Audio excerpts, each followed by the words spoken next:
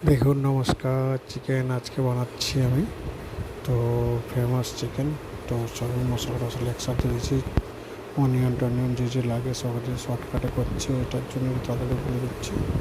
তো চিকেনটা দেখলাম কষাবো, ধুয়ে টুয়ে মশলা টশলা মাখালাম, দিয়ে ঢেলে দিলাম।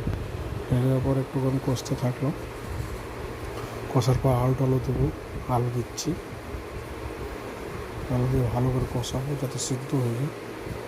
প্রেসার কুকারে করতেছি। দেখুন কত সুন্দর করে বানাতে হয় এবং ইজিলি হয়ে যায় 10-15 মিনিটে। আর আলু কাটা পুরো কটাই দিয়ে দিলাম, কোনো করার দরকার নেই, ইজিলি ওয়ার্ক। কত সুন্দর সুস্বাদু গন্ধ, এলাচ লবঙ্গ সব কিছু একসঙ্গে।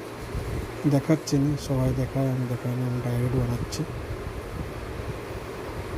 মশলাটা আরেকবার বসলাম। ভালো লাগলে আপনি সাবস্ক্রাইব করুন। Chicken ready almost. Thank you আমার ভিডিও দেখার জন্য।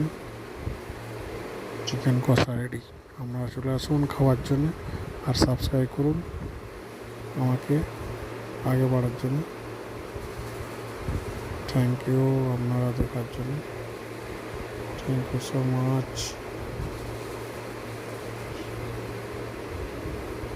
Thank you so much, thank you so much. Okay, chicken আমি নিয়ে আলু কষা।